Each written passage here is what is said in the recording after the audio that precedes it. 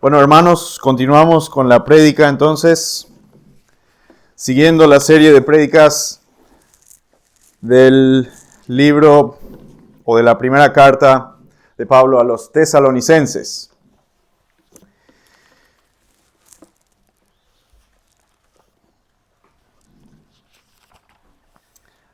Hay varias formas de dividir a los seres humanos en categorías o en grupos. Podríamos dividirnos en hombres y mujeres, jóvenes y viejos, ricos y pobres, siervos y amos, poderosos y débiles, o exitosos y fracasados, o tal vez los felices y los tristes. O sea, hay innumerables formas de agrupar a los seres humanos. Pero hay una categorización que es la más importante desde la perspectiva eterna. Y son los grupos que vamos a ver en el texto de hoy. Son los que aceptan la palabra de Dios y los que rechazan y se oponen a la palabra de Dios.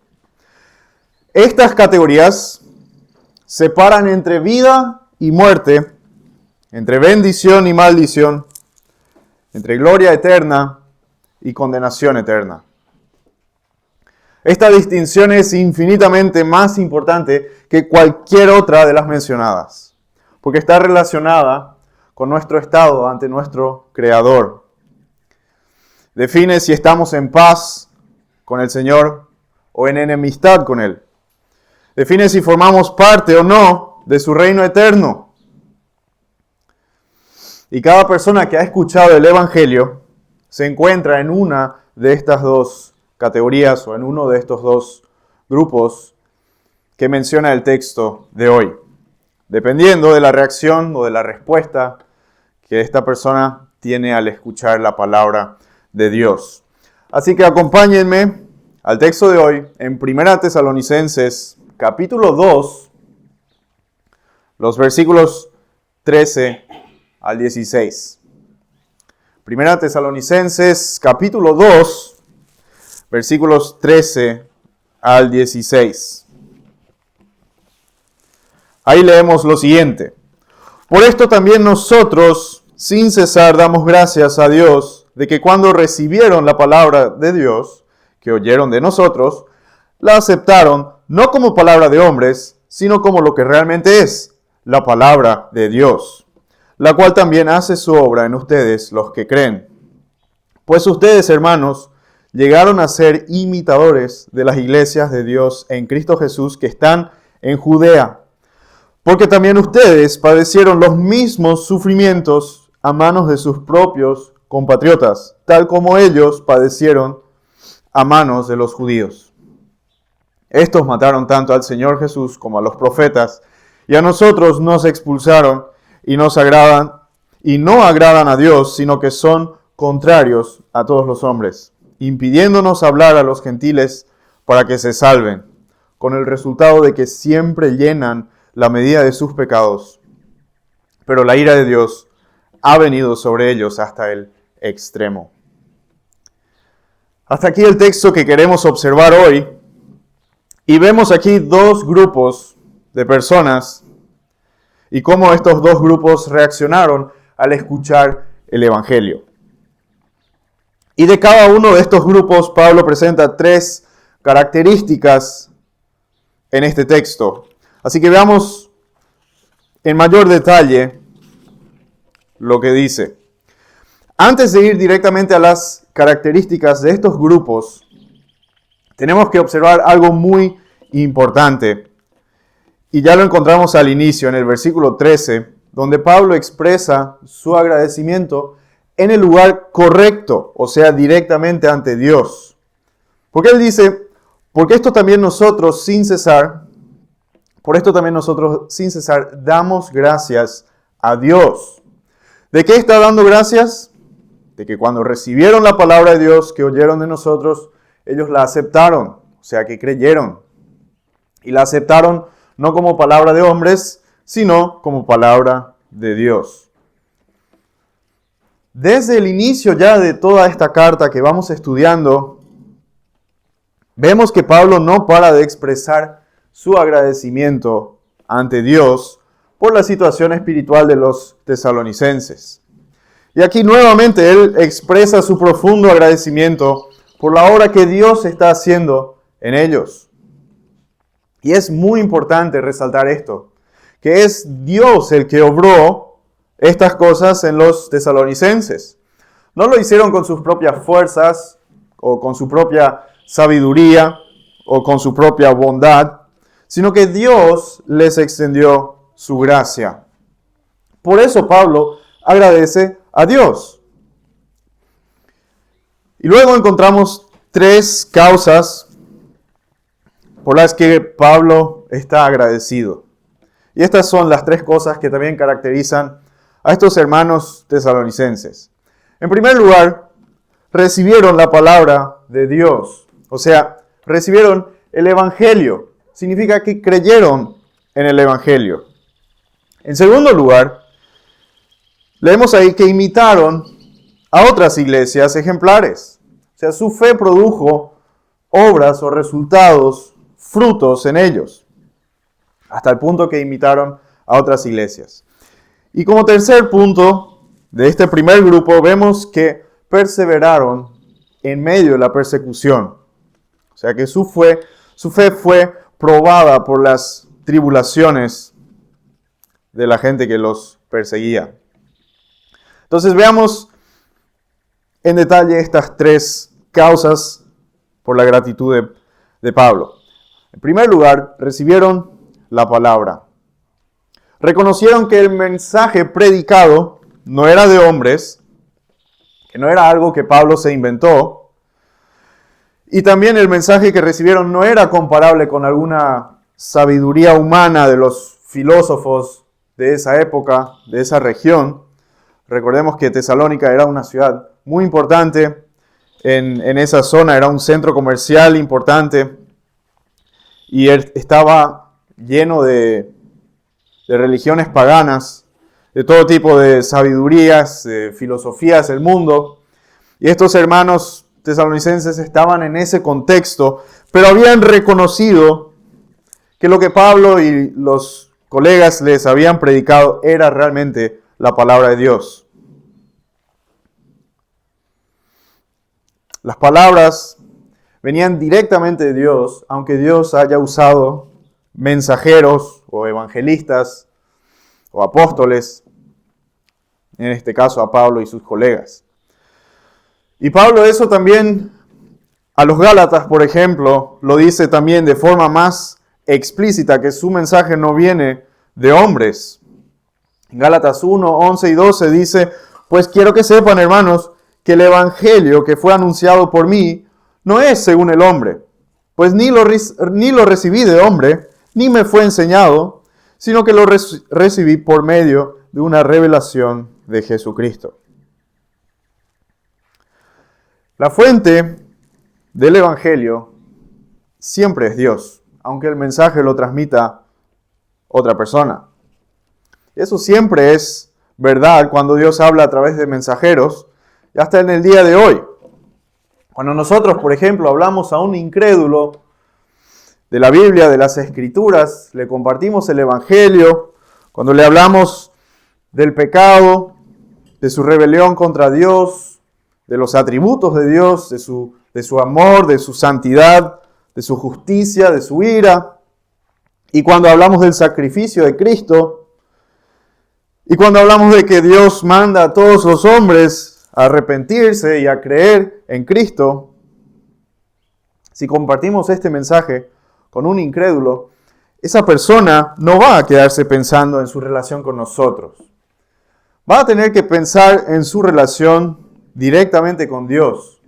Va a tener que recibir ese mensaje como algo que Dios le está diciendo y no es algo personal entre Él y nosotros.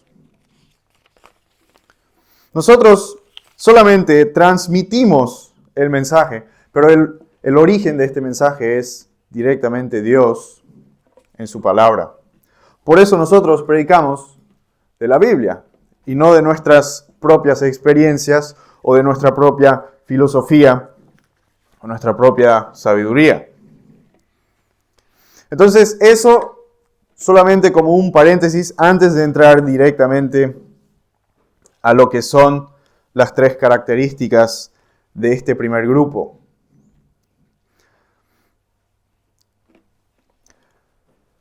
Ahora veamos cómo la recibieron, y para eso me gustaría que me acompañen a Hechos 17, donde ya leímos la vez pasada, o hace unas semanas, el origen de esta iglesia en Tesalónica.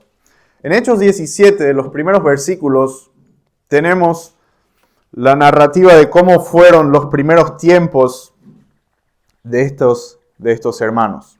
Dice ahí, del 1 al 4, después de pasar por Anfípolis y Apolonia, Pablo y Silas llegaron a Tesalónica, donde había una sinagoga de los judíos. Y Pablo entró según su costumbre y por 3 días de reposo discutió con ellos basándose en las Escrituras, explicando y presentando evidencia de que era necesario que el Cristo padeciera y resucitara de entre los muertos. Y diciendo, este Jesús, a quien yo les anuncio, es el Cristo. Algunos de ellos creyeron y se unieron a Pablo y a Silas, junto con una gran multitud de griegos temerosos de Dios y muchas de las mujeres principales. Aquí dice que algunos creyeron de los judíos y después había una gran multitud de los griegos también que creían. O sea, recibir la palabra, cuando Pablo en su carta les dice que la recibieron, eso significa que la creyeron. Creyeron la palabra que les fue predicada. Y Pablo agradece a Dios por esto, porque es Dios el que les concedió esta habilidad de creer. Es Dios quien les dio esta fe. Ya que estamos en Hechos, podemos volver unos capítulos atrás a Hechos 13, donde tenemos una situación similar. Durante el primer viaje misionero de Pablo, leemos ahí en Hechos 13, 48 y 49. Oyendo esto, los gentiles se regocijaban y glorificaban la palabra del Señor, y creyeron cuantos estaban ordenados a vida eterna. Y la palabra del Señor se difundía por toda la región. Aquí tenemos otra situación, tenemos otra historia, pero es una situación similar y vemos claramente que creyeron los que estaban ordenados a vida eterna por Dios. O sea, claramente es Dios el que estaba obrando en la fe, o estaba obrando la fe en estos hermanos, también en los de Tesalónica. Porque de lo contrario, ¿por qué Pablo estaría agradeciendo a Dios por el hecho de que ellos habían recibido la palabra? Si una persona viene a agradecerme por algún favor que otra persona le hizo, no me tendría que agradecer a mí, yo no tengo nada que ver con eso. Pero aquí Pablo agradece a Dios porque reconoce que es la obra de Dios lo que está sucediendo o lo que había sucedido en estas personas que habían creído la palabra. Pablo reconoce la mano de Dios detrás de la fe de estos hermanos. Y si volvemos a 1 Tesalonicenses 2, el versículo 13 termina, la palabra de Dios, la cual también hace su obra en ustedes los que creen. Aquí el término que se utiliza, o la palabra que obra, este término de obrar, casi siempre en el Nuevo Testamento se utiliza para obras sobrenaturales. Entonces, tenemos que entender que Pablo está agradecido a Dios por lo que Dios estaba obrando en ellos de forma sobrenatural con su palabra. Y ahí es bueno recordar todas las cosas que hace la palabra en el creyente. Por ejemplo, la palabra lo salva, lo bendice, lo enseña, por ejemplo, acerca de Dios, de la creación, de nuestro pecado, del camino de salvación. La palabra también reprende al creyente, lo corrige, lo entrena o lo instruye en justicia. también lo equipa para toda buena obra. La palabra nos guía, nos santifica, nos limpia, nos libera, nos enriquece, nos da gozo, nos protege del pecado, de las mentiras, y nos fortalece y nos da sabiduría. O sea, todo esto es verdad para aquellos que creen en la palabra del Señor. Pero para los que no creen, esta palabra no tiene efecto y ellos la consideran una necedad. Acompáñenme a 1 Corintios 1, en donde vamos a ver otro pasaje que también contrasta dos grupos diferentes con dos reacciones diferentes a la palabra. 1 Corintios 1, versículos 18 al 25.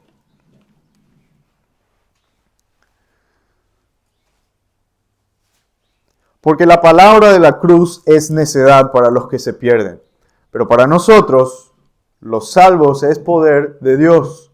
Porque está escrito, destruiré la sabiduría de los sabios y el entendimiento de los inteligentes desecharé. ¿Dónde está el sabio? ¿Dónde está el escriba? ¿Dónde está el que sabe discutir en este siglo? ¿No ha hecho Dios que la sabiduría de este mundo sea necedad? Pues ya que en la sabiduría de Dios, el mundo no reconoció a Dios por medio de su propia sabiduría, agradó a Dios mediante la necedad de la predicación salvar a los que creen.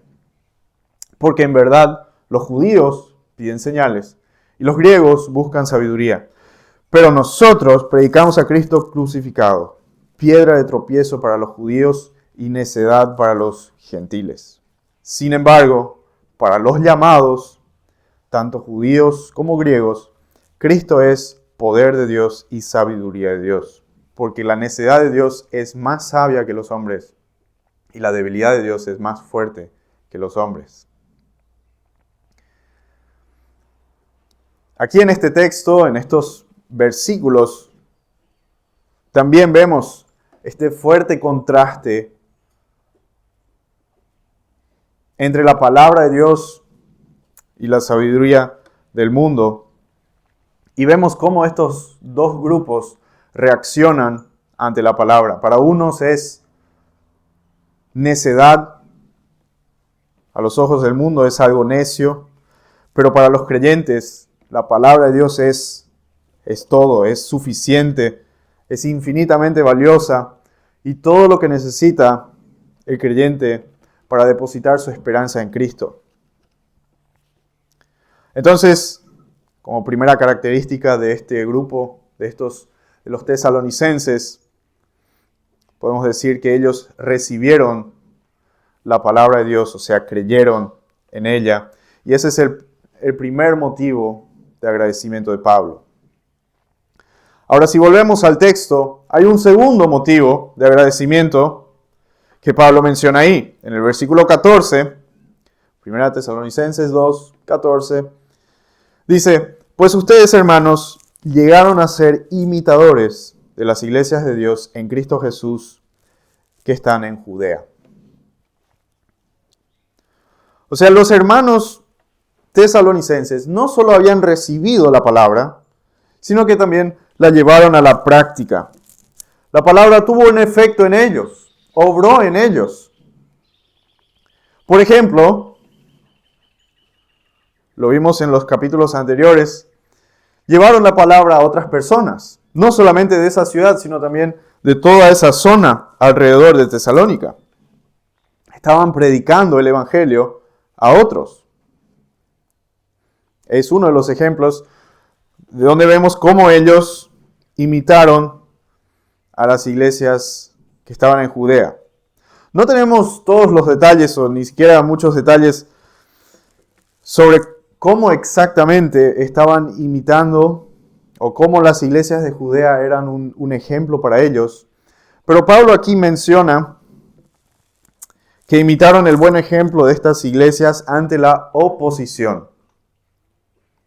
Ya en los inicios de la fundación de esta iglesia en Tesalónica, estos creyentes eran perseguidos o tenían que enfrentar oposición. Si volvemos a Hechos 17, donde ya estuvimos leyendo el inicio de esta iglesia, y continuamos con los versículos 5 al 9 y luego al 13, ahí vamos a ver cómo estos, primeramente los líderes, que eran Pablo y los demás, eran perseguidos en los inicios de esta iglesia. En Hechos 17, 5 al 9 y 13 leemos lo siguiente. Pero los judíos, llenos de envidia, llevaron a algunos hombres malvados de la plaza pública, organizaron una turba y alborotaron la ciudad. Asaltando la casa de Jasón, procuraban sacarlos al pueblo. Al no encontrarlos, arrastraron a Jasón y a algunos de los hermanos ante las autoridades de la ciudad, gritando: estos han trastornado al mundo, han venido acá también. O sea, estos que han trastornado al mundo han venido acá también. Y Jasón los ha recibido. Todos ellos actúan contra los decretos de César, diciendo que hay otro rey, Jesús. Y alborotaron a la multitud y a las autoridades de la ciudad que oían esto. Pero después de recibir una fianza de Jasón y de los otros, los soltaron. Luego en el versículo 13 leemos que cuando los judíos de Tesalónica supieron que la palabra de Dios había sido proclamada por Pablo también en Berea, fueron también allá para agitar y alborotar a las multitudes. Si usamos esto en el contexto de los tesalonicenses, todo parece indicar que la oposición continuó también después de este evento.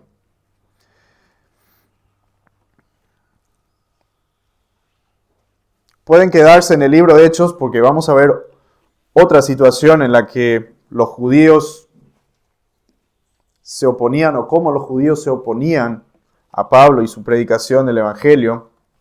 Pero vamos a recordar ya el tercer motivo de agradecimiento de Pablo, que es la perseverancia de estos hermanos en medio de la oposición. En el versículo 14 leímos: porque también ustedes padecieron los mismos sufrimientos a manos de sus propios compatriotas, tal como ellos padecieron a manos de los judíos. Entonces, para tener una idea de la persecución que enfrentaban las iglesias en Judea, vamos a quedarnos en el libro de Hechos y vamos a ir al capítulo 7, hacia el final, y ver cómo fue o cómo inició esta persecución a las iglesias en Judea. En Hechos 7, 54 en adelante hasta los primeros versículos del capítulo 8, leemos lo siguiente. Al oír esto se sintieron profundamente ofendidos y crujían los dientes contra él.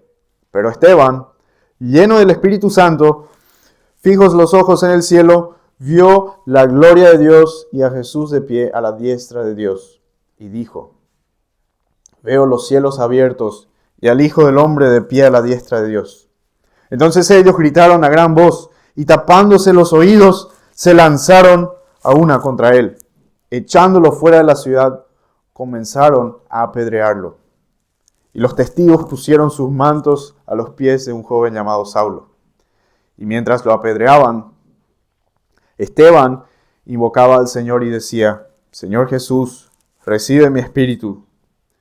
Cayendo de rodillas, clamó en alta voz: Señor, no les tomes en cuenta este pecado. Habiendo dicho esto, durmió. Y Saulo estaba de completo acuerdo con ellos en su muerte. En aquel día se desató una gran persecución en contra de las iglesias en Jerusalén, y todos fueron esparcidos por las regiones de Judea y Samaria, excepto los apóstoles. Algunos hombres piadosos sepultaron a Esteban y lloraron a gran voz por él. Pero Saulo hacía estragos en la iglesia, entrando de casa en casa y arrastrando a hombres y mujeres, los echaba en la cárcel. Aquí vemos como hasta Pablo, antes de su nuevo nacimiento, estaba persiguiendo a los creyentes en Judea. Y de forma comparable, los tesalonicenses también eran perseguidos por su propio pueblo. Ya al comienzo de la carta en 1 Tesalonicenses 1:6, Pablo ya menciona esto, donde dice, y ustedes llegaron a ser imitadores de nosotros y del Señor, habiendo recibido la palabra en medio de mucha tribulación, con el gozo del Espíritu Santo.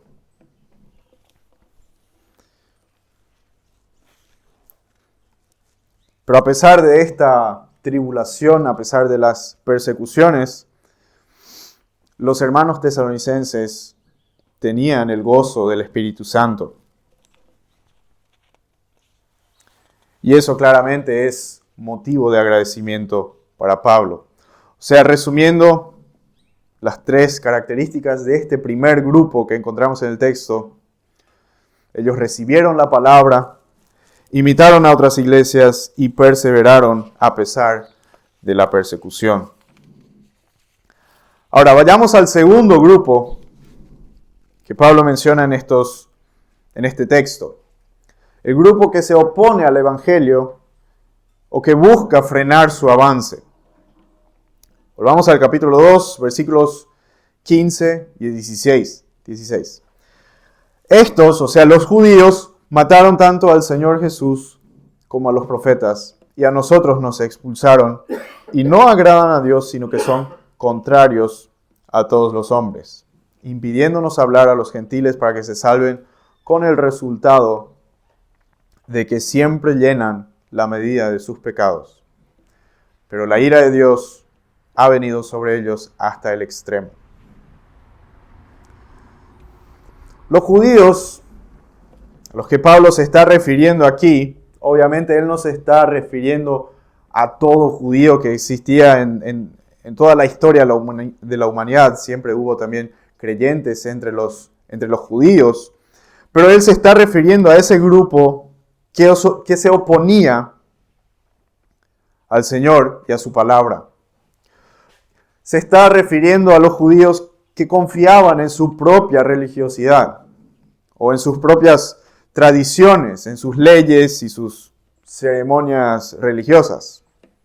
Esos que creían en su propia justicia.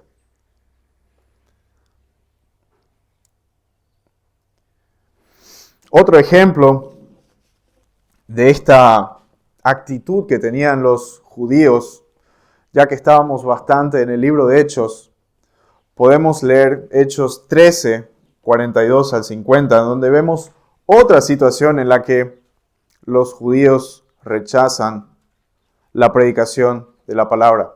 Les voy a leer el texto. Sé que estamos mucho en el libro de Hechos, pero es interesante y muy importante considerar el contexto en el que ocurren o en el que nacen estas iglesias para entender bien a lo que Pablo se está refiriendo aquí en la carta.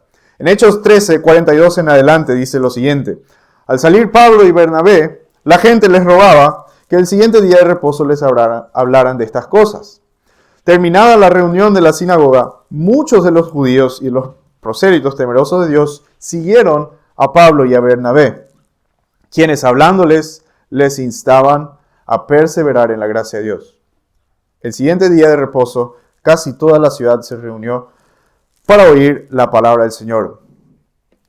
Pero cuando los judíos vieron la muchedumbre, se llenaron de celo y blasfemando contradecían lo que Pablo decía. Entonces Pablo y Bernabé hablaron con valor y dijeron: es necesario que la palabra de Dios les fuera predicada primeramente a ustedes, pero ya que la rechazan y no se juzgan dignos de la vida eterna, así ahora nos volvemos a los gentiles. Porque así nos lo ha mandado el Señor. Te he puesto como luz para los gentiles, a fin de que lleves la salvación hasta los confines de la tierra. Oyendo esto, los gentiles se regocijaban y glorificaban la palabra del Señor, y creyeron cuantos estaban ordenados a vida eterna. Y la palabra del Señor se difundía por toda la región. Pero los judíos instigaron a las mujeres piadosas y distinguidas y a los hombres más prominentes de la ciudad, y provocaron una persecución contra Pablo y Bernabé, y los expulsaron de su región. Esto era algo normal para las iglesias que Pablo y sus colaboradores estaban fundando. Era algo normal durante sus viajes misioneros encontrar esta oposición, especialmente de los judíos. Y de estos judíos, Pablo dice en Romanos 10, 2 y 3, porque yo testifico a su favor de que tienen celo de Dios, pero no conforme a un pleno conocimiento. Pues desconociendo la justicia de Dios y procurando establecer la suya propia, no se sometieron a la justicia de Dios. De estos judíos es lo que Pablo está hablando, o a estos los está comparando, o está comparando la oposición que menciona a los tesalonicenses. Y así como había 3 causas del agradecimiento de Pablo por los hermanos tesalonicenses, aquí también hay 3 puntos que se mencionan en cuanto a este segundo grupo. En primer lugar, obviamente vemos que rechazan la palabra de Dios. En segundo lugar, impiden que se predique la palabra de Dios. Y en tercer lugar, enfrentan el castigo de su pecado.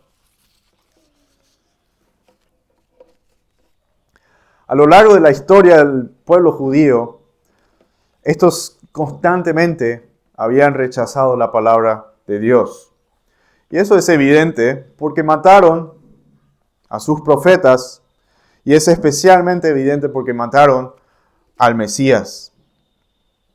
Ahora, no hay muchos detalles acerca de estos profetas que fueron asesinados durante la historia, pero en Hebreos 11:37 tenemos una mención de los fieles a lo largo de la historia del pueblo judío.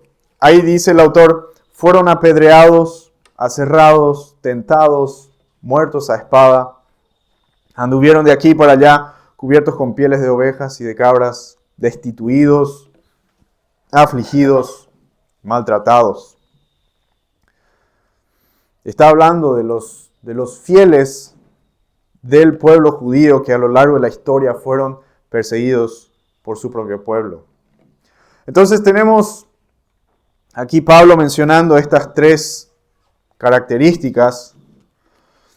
Primero, rechazaban la palabra, pero no solamente eso, dice también el texto, que querían impedir que otros la reciban. Querían impedir o frenar la expansión del evangelio, porque estaban celosos o porque ellos pensaban que eran los únicos verdaderos hijos de Dios. Pero esta oposición, tanto a su palabra como a la predicación de la palabra, los llevará a ser condenados. Y aquí Pablo habla de que esta condena usa un lenguaje que pone esta condena como algo tan seguro que ya quedó decretado.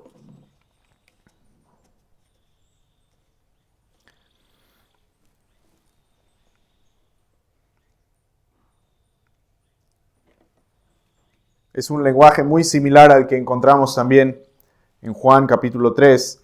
Y vamos a ir a la última cita de esta prédica. Si me acompañan a Juan 3:16, que es tal vez el versículo más famoso de la Biblia.